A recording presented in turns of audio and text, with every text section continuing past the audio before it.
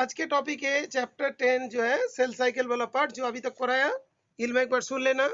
Chapter 10 cell cycle and cell division.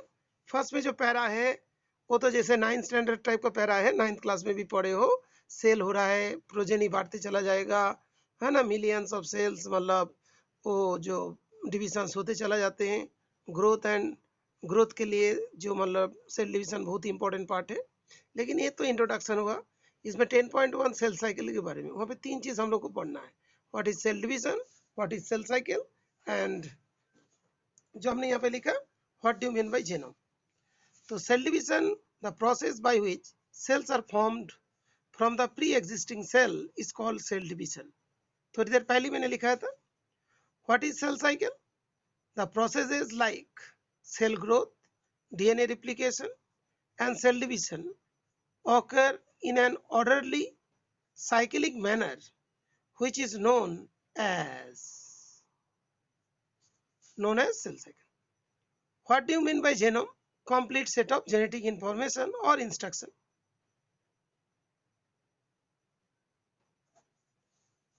ये हो गया। उसके बाद तुम्हारा देखो जो अभी ज्वाइन किया, थोड़ा सा रिकॉर्ड भी कर दिया।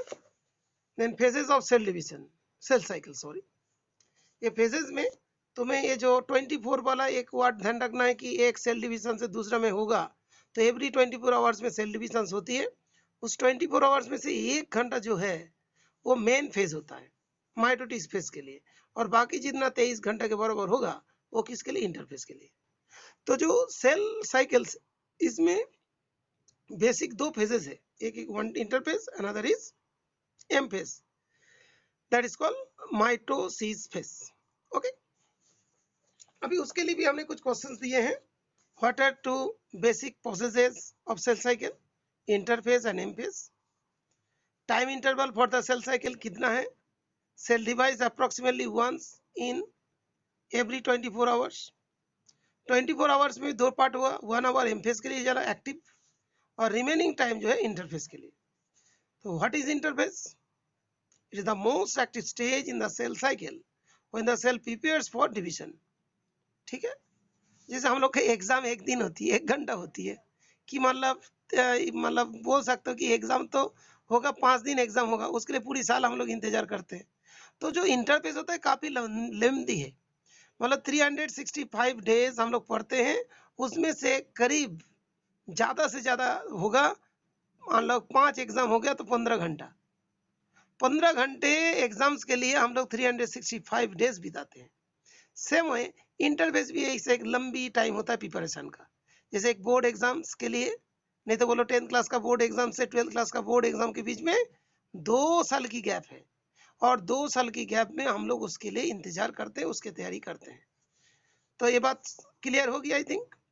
तो interphase is the most active stage in the cell cycle when the cell prepares for division.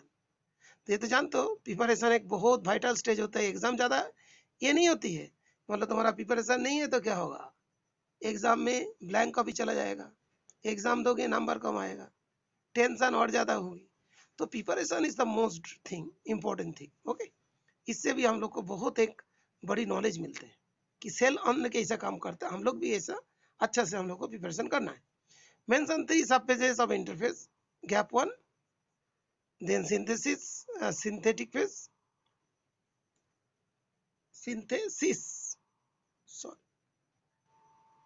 synthesis phase, and G2, that is the gap phase. Okay, Ilma, is it clear to you? Ilma, is it clear? Okay, तो समृद्धि को भी पता चल जाएगा because वो भी absent है। Okay